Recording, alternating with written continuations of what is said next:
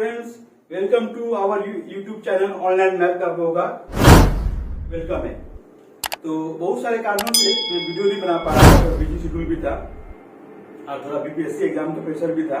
अभी तो एग्जाम का डेट थोड़ा टल गया है, तो चलिए हम लोग आप बढ़िया तरीके से अब साइंस को करने वाले हैं। आप तो आज हम लोग का टॉपिक क्या है? साउंड।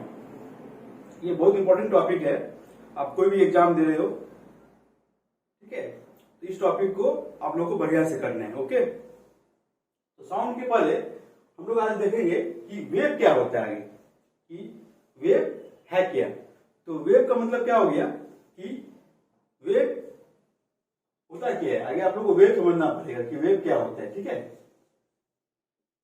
वेव क्या है? तो wave is a disturbance. Wave is a disturbance, ये एक डिस्टर्बेंस है विच प्रोड्यूसेस। तो वेव होता क्या है ये आप लोगों को ध्यान देना पड़ेगा। तो wave is a disturbance which transfer energy from one place to another without transporting the matter. That means का मतलब क्या हो गया, हिंदी में हम लोग वेव क्या बोलते, तरंग। हिंदी में क्या बोलते हैं हम लोग वेव को, क्या बोलते हैं हम लोग, तरंग बोलते हैं हम लोग। ठीक है, तो तरंग क्या है कि ये एक डिस्टर्बेंस है। जब आप डिस्टर्बेंस क्रिएट करते हो तो ये क्या करता है, एनर्जी को पास करता है एक जगह से दूसरे जगह, पर यहाँ पे पार्टिकल का मूवमेंट नहीं होता है, ये ध्यान रखिएगा। Wave is disturbance who transport energy from one place to another without transporting the matter, तो उसको हम लोग क्या बोलते हैं ना, वेव। तो वेव जो होता है मेनली हम लोग क्या जानते हैं, वेव जो है आपका दो टाइप का वेव होता है। एक होता है आपका मैकेनिकल वेव, मैकेनिकल वेव हो गया आपका एक तो, ठीक है फ्रेंड्स, और दूसरा क्या हो गया, non mechanical, non mechanical wave हो गया। ठीक है, जिसको हम लोग इलेक्ट्रोमैग्नेटिक भी बोलते हैं, हम लोग इलेक्ट्रोमैग्नेटिक। ये आपका दो टाइप का आपका वेव हो गया। ठीक है, एक हो गया आपका मैकेनिकल वेव, एक हो नॉन मैकेनिकल। तो नॉन मैकेनिकल को हम क्या बोलते हैं, इलेक्ट्रोमैग्नेटिक बोलते हैं हम लोग। ठीक है, अब देखिए मैकेनिकल वेव क्या होता है। मैकेनिकल वेव आपको तो आप पढ़ना है कि मैकेनिकल वेव क्या है। ठीक है, तो मैकेनिकल वेव क्या हो गया, जिसमें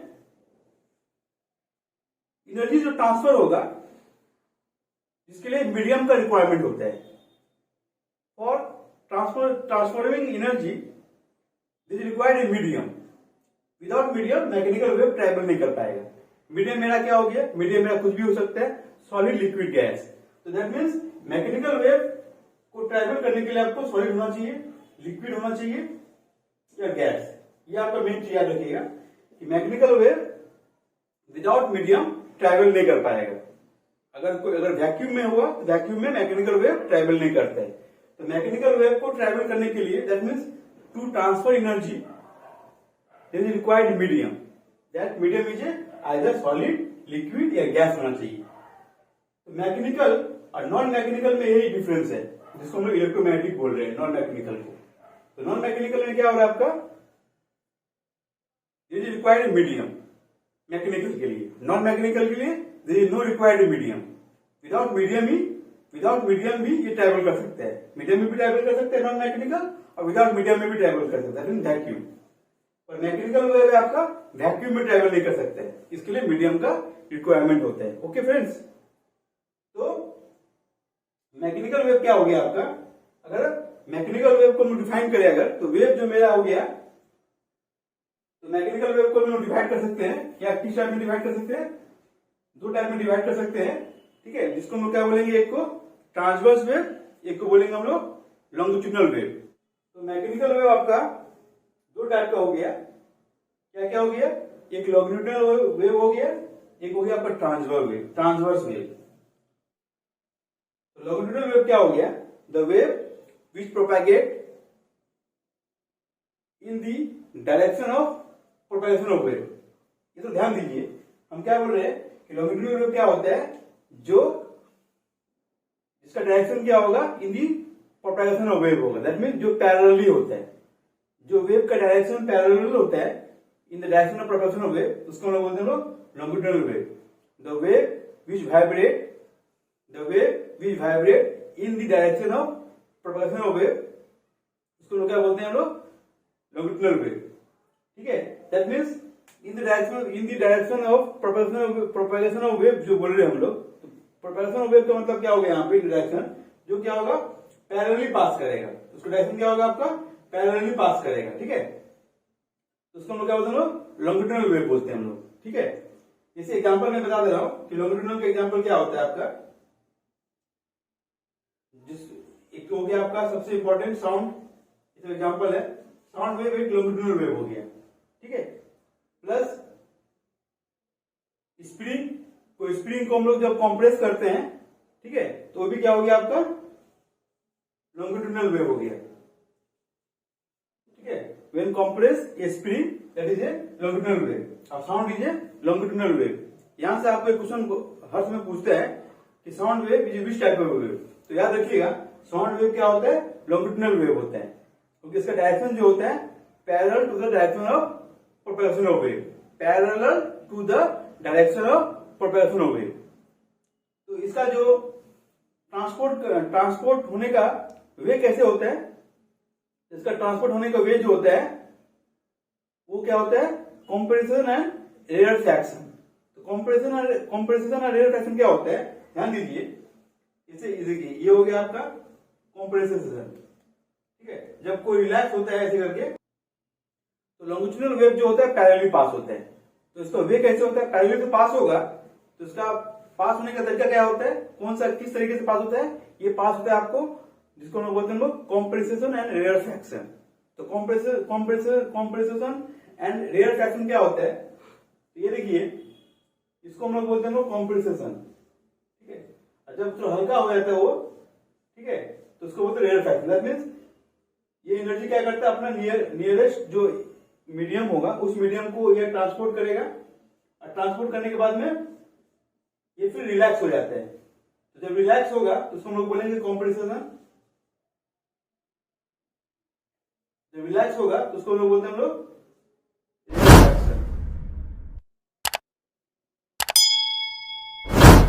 जब वो एनर्जी ट्रांसपोर्ट करेगा तो उसको हम लोग बोलते हैं हम लोग कंप्रेशन। ठीक है, तो इस तरह से लॉन्गिट्यूडिनल वेव एक मीडियम में ट्रांसपोर्ट करता है। तो साउंड वेव भी इसी तरह से, जब हम लोग कुछ बोलते हैं ना तो साउंड वेव भी इसी तरह से पास करता है। किस तरीके से पास होता है, बाय कंप्रेशन एंड रेयरफैक्शन। तो समझ में आ गया कि लॉन्गिट्यूडिनल वेव क्या हो गया, सिंपल तरीका है। लॉन्गिट्यूडिनल वेव क्या है, the wave in which particle vibrate in the direction of propagation of wave, that means parallel. तो पैरेलल का जो पैरेलल जो जाएगा उसका वे कैसे होगा, बाय कंप्रेशन एंड रेयरफैक्शन। तो रेयरफैक्शन क्या होता है, जब रिलैक्स होता है, मतलब जब अपना नियरेस्ट पार्टिकल को, मॉलिक्यूल को जब एनर्जी ट्रांसपोर्ट करेगा तो ये रिलैक्स होगा, और जब एनर्जी ट्रांसपोर्ट करता है तो वो क्या होगा, कंप्रेस होगा। इस तरह से ऐसे करके एनर्जी ट्रांसपोर्ट होता है लॉन्गिट्यूडिनल वेव में। ठीक है फ्रेंड्स, अब हम लोग पढ़ने जाएंगे ट्रांसवर्स वेव। तो ट्रांसवर्स वेव क्या होता है वो ध्यान दीजिए। Transverse wave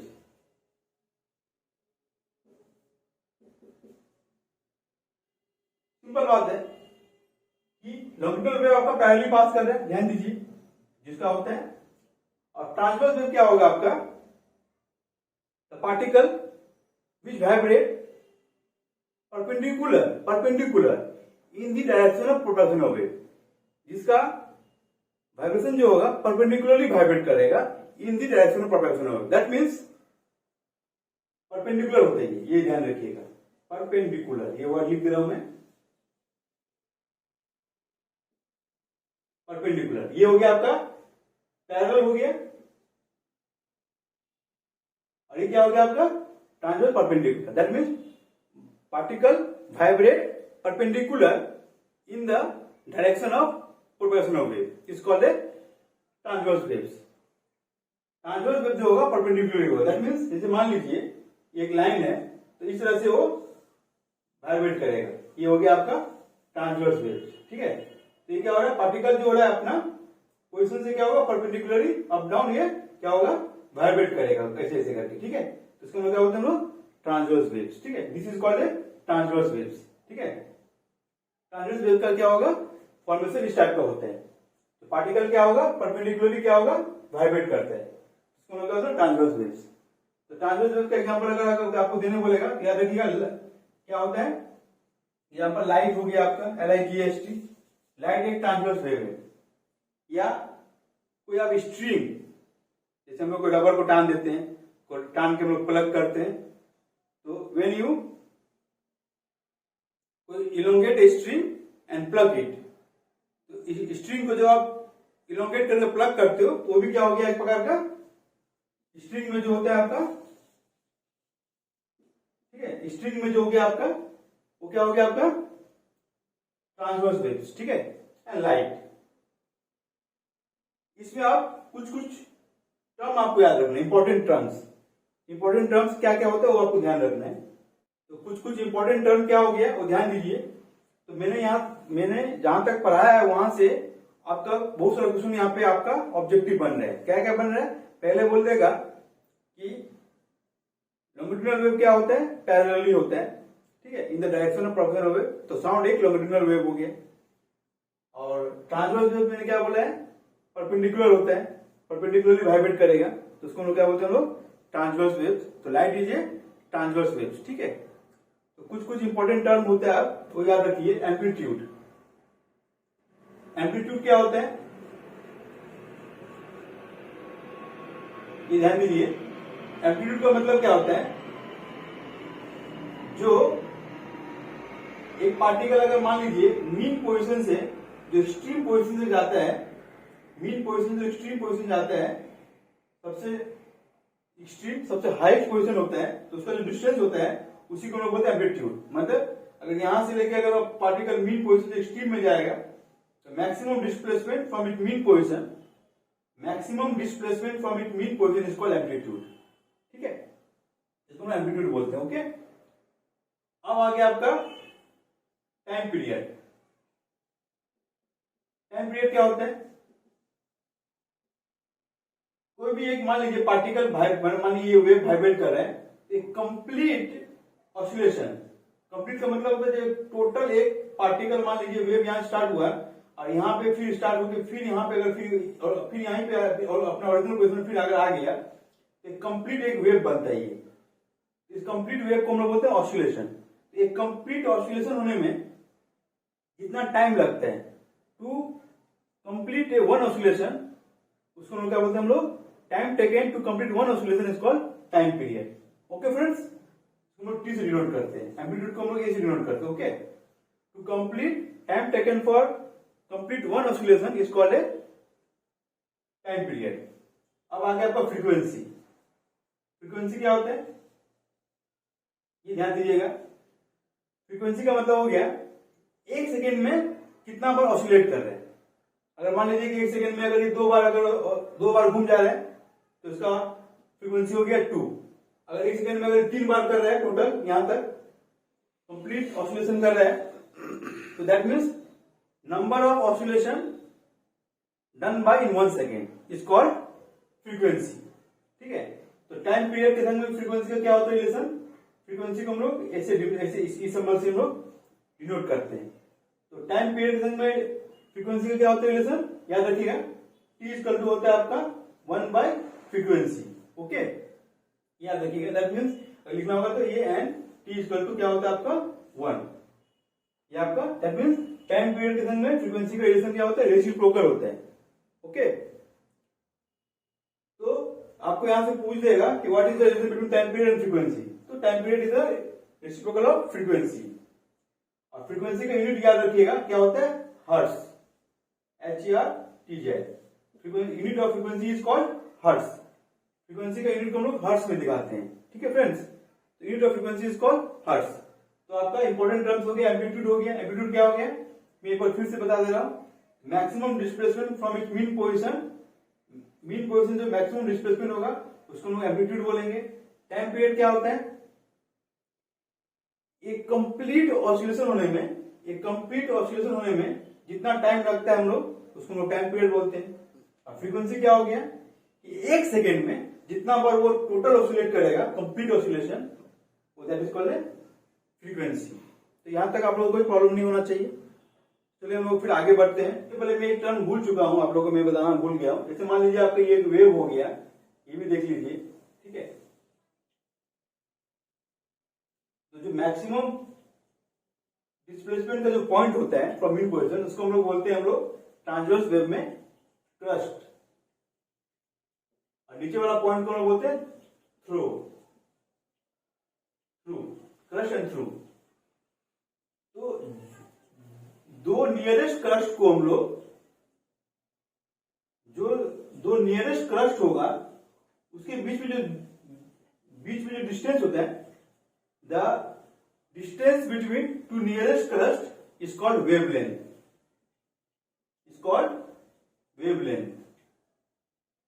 LENGTH। दो नियरेस्ट क्रस्ट के बीच में जो डिस्टेंस होगा उसको हम लोग क्या बोलेंगे, वेवलेंथ। वेवलेंथ का सिंबल क्या होता है, lambda. Distance between two nearest crest या two nearest trough is called wavelength. Wavelength का मतलब होता है आपका जो डिस्टेंस होता है, इसलिए हम लोग इसको डिनोट करते हैं सेंटीमीटर या मीटर में भी, ठीक है। क्योंकि वेवलेंथ मीन्स डिस्टेंस मेजर करते हैं जो नियरेस्ट क्रस्ट के बीच में, उसको लोग वेवलेंथ बोलते हैं, ठीक है। तो यहां से एक फॉर्मूला बनता है कि अगर आपको निकालने बोलेगा कि एक वेव का वेलोसिटी क्या होता है, तो वेलोसिटी इक्वल टू क्या होता है, वेलोसिटी इक्वल टू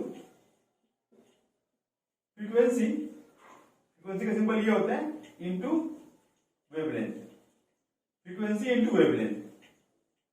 तो वेलोसिटी का आपका फॉर्मूला क्या हो गया, वेलोसिटी इक्वल टू क्या होता है, frequency, this is the symbol of frequency, lambda is the symbol of wavelength. तो फ्रीक्वेंसी इनटू वेवलेंथ, तो वेलोसिटी इक्वल टू क्या हो गया, फ्रीक्वेंसी इनटू वेवलेंथ। ये आप लोगों को याद रखना, ओके फ्रेंड्स। तो यहां तक हमने क्या पढ़ा है, वेव के बारे में पढ़ा है कि वेव क्या होता है, फिर वेव में मैकेनिकल वेव क्या होता है, नॉन मैकेनिकल वेव क्या होता है। नॉन मैकेनिकल वेव मैं आपको बाद में पढ़ाऊंगा, अभी मैकेनिकल वेव में जो आपका साउंड वेव आ रहा है, ठीक है, मैं उसके बारे में पढ़ा दे रहा हूँ। साउंड वेव आपका कौन सा वेव हो गया, ये लोग आप खुद बताइए क्या हो गया, ये आपका लॉन्गिट्यूडनल वेव हो गया, ठीक है। क्या हो गया आपका, ये लॉन्गिट्यूडनल वेव हो गया, ये ध्यान रखना आप लोग को, ठीक है। Sound wave is A longitudinal wave. तो साउंड क्या है, sound is A form of energy, sound क्या है, एक एनर्जी का फॉर्म है, ठीक है। तो यहां से क्या क्या हम लोग को चीज को जानना है। तो साउंड एक प्रकार का क्या हो गया, लॉन्गिट्यूडनल मैकेनिकल वेव, ठीक है। सबसे पहले हम लोग को ध्यान रखना है कि sound wave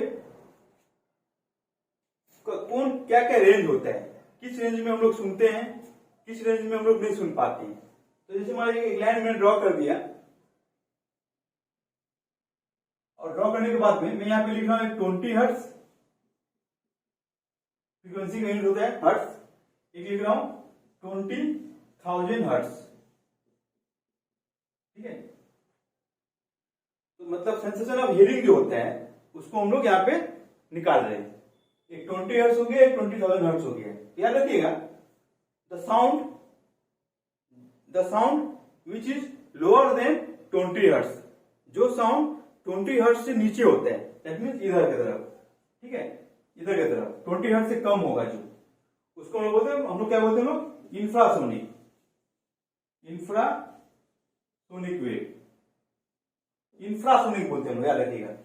the sound which is lower than 20 hertz, जिस साउंड का फ्रीक्वेंसी 20 हर्ट्ज से कम होता है उसको हम लोग इंफ्रासोनिक बोलते हैं हम लोग, ठीक है। और जो साउंड 20 हर्ट्ज से लेकर 20,000 हर्ट्ज के बीच में होता है उसको हम लोग बोलते हैं लोग ऑडिबल साउंड,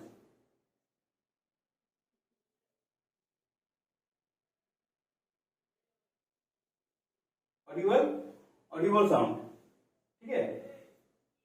और जो साउंड 20,000 हर्ट्ज के ऊपर होता है, ग्रेटर देन 20,000 हर्ट्ज, ये हो गया ग्लेशियर हो गया आपका, 20 हर्ट्ज ग्लेशियर हो गया। तो जो साउंड 20,000 हर्ट्ज के ऊपर होता है उसको हम बोलते हैं लोग अल्ट्रासोनिक,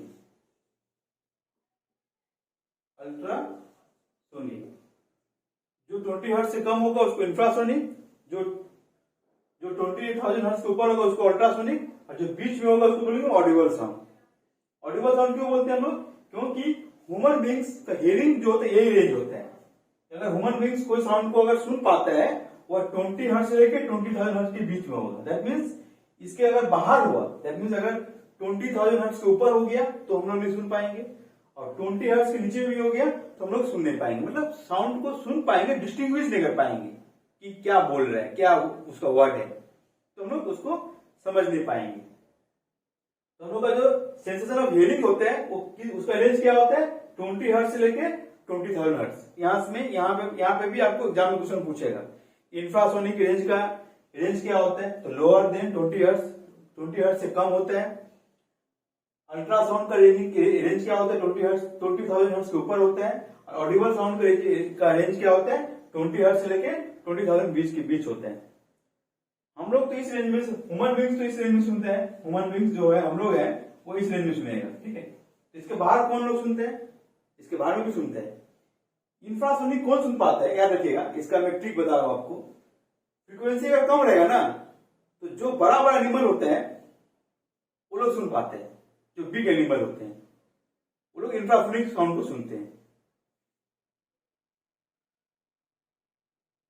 तो जो एनिमल सब बिग होते हैं वो सब इंफ्रासोनिक सुनते हैं। दैट मीन्स जो बड़े साइज के होते हैं, सिंपल बात।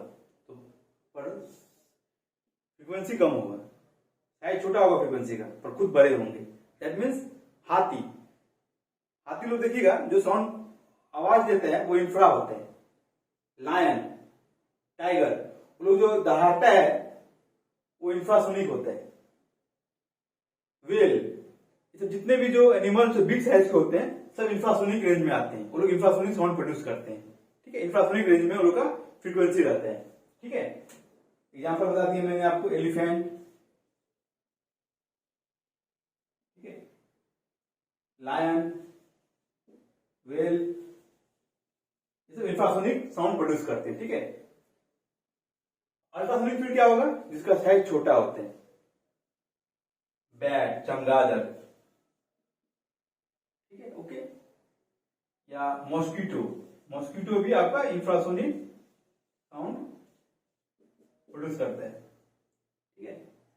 या कैट या डॉग, ये लोग इंफ्रासोनिक साउंड को सुन पाते हैं, ठीक है। तो जो साइज छोटा होता है वो लोग अल्ट्रासोनिक साउंड को रिसीव करते हैं। बैट हो गया, मॉस्किटो हो गया, कैट हो गया, डॉग हो गया, ये सब जो भी है ये सब अल्ट्रासोनिक साउंड को सुनते हैं, ठीक है।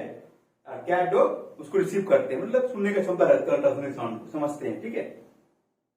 जैसे बैट आपको जानते होंगे, चमगादड़ जो होता है वो लोग नाइट में देख नहीं पाते फिर भी वो लोग उड़ते हैं, क्यों, क्योंकि जब वो लोग फ्लाई करते हैं तो अल्ट्रासोनिक वेव प्रोड्यूस करता है। तो अल्ट्रासोनिक साउंड जो होता है ना, जिसका फ्रीक्वेंसी ज्यादा होगा उसका, याद रखिएगा, फ्रीक्वेंसी के संग में वेवलेंथ का जो होता है इल्यूशन क्या होता है, वो रेसिप्रोकल होगा। अगर फ्रीक्वेंसी ज्यादा होगा वेवलेंथ छोटा हो जाएगा, उसका वेवलेंथ का जो साइज होगा, डिस्टेंस होगा, छोटा होगा। इससे क्या होता है, जब लोग फ्लाई करते हैं, जब वो लोग अल्ट्रासोनिक साउंड प्रोड्यूस करते हैं तो कम डिस्टेंस में ही कोई ऑब्स्टैकल को समझ पाते हैं कि मेरे सामने कोई ऑब्स्टैकल है, तो उससे वो फिर वहां से वो मतलब घूम जाते हैं, क्योंकि वेवलेंथ कम हो जाता है। वेवलेंथ कम होने से क्या होता है, वो लोग इजिली ऑब्स्टैकल को समझ जाते हैं कि सामने ऑब्स्टैकल है, तो वो लोग वहां से रिवर्स हो जाते हैं। दैट मीन्स बैट जो है वो किस टाइप का साउंड प्रोड्यूस करता है, अल्ट्रासोनिक। तो मैंने समझा दिया कि इंफ्रासोनिक में आपका ये सब वो एग्जाम्पल होंगे, ऑडिबल में ह्यूमन बीइंग्स होगा, अल्ट्रासोनिक में आपका बैट, मॉस्किटो, ये सब होगा। ये सब आपको याद रखना है, यहां से आपका क्वेश्चन से बहुत सारे क्वेश्चन बनते हैं, ठीक है। आपको बोल देगा कि बैट किस टाइप का साउंड प्रोड्यूस करता है, तो अल्ट्रासोनिक, या किस रेंज का जो साउंड रिसीव करता है तो अल्ट्रासोनिक। मॉस्किटो, कैट, डॉग, सब चीजें अल्ट्रासोनिक में आता है। अल्ट्रासोनिक साउंड का बहुत सारा यूज भी होता है, जो मैं आपको अभी बता दे रहा हूँ। ये सब अल्ट्रासोनिक सिंपल आप लोग सुनते होंगे, अल्ट्रासोनोग्राफी। अल्ट्रासोनोग्राफी जो होता है वो अल्ट्रासोनिक वेव के द्वारा होता है, ठीक है। अल्ट्रासोनोग्राफी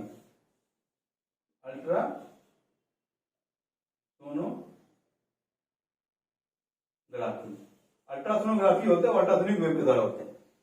दूसरा मैं बता रहा, सोनार, ये एग्जाम में पूछता है, सोनार क्या होता है। सोनार देखिए एक प्रकार का नेविगेशन होता है। नेविगेशन मतलब क्या होता है, जो एक प्रकार का डिस्टेंस या डेप्थ मेजर करता है। ये मेनली जहाज में लगे रहते हैं, सी में जब जाते हैं तो इस नेविगेशन के द्वारा में सी का डेप्थ मेजर करते हैं सोनार के द्वारा में। सोनार एक इंस्ट्रूमेंट होता है। ये एग्जाम पूछता है कि सोनार जो है वो किस टाइप का वेव प्रोड्यूस करता है, साउंड। तो क्या हो गया, ultrasonic wave. Ultrasonic wave produce करके ये लोग डेप्थ को मेजर करते हैं। ठीक है, तो अल्ट्रासोनोग्राफी में यूज होता है। ठीक है, सोनार इंस्ट्रूमेंट में हम लोग अल्ट्रासोनिक वेव यूज करते हैं। ओके, और भी बहुत सारे एग्जांपल हैं। तो बहुत सारे एग्जांपल में और क्या किया, जैसे मान लीजिए क्लीनिंग ऑफ क्लॉथ्स, जैसे हम लोग कपड़ा वपड़ा धोते हैं ना, तो वॉशिंग मशीन में वो अल्ट्रासोनिक की साउंड प्रोड्यूस होता है। ठीक है, या मशीनरी पार्ट को हम लोग जब सफाई सुथरा करते हैं तो हम लोग अल्ट्रासोनिक वेव को यूज करते हैं। ठीक है, cleaning the clothes, cleaning the machinery parts, इस सब में हम लोग क्या करते हैं, अल्ट्रासोनिक वेव यूज करते हैं।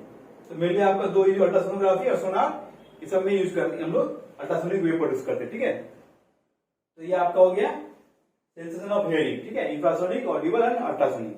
चलिए हम लोग आगे और बढ़ते हैं कि साउंड जो है, यहाँ पे क्वेश्चन बहुत बार यहाँ से पूछा गया है कि साउंड का कैरेक्टरिस्टिक क्या होता है, characteristic of sound, characteristic of sound wave.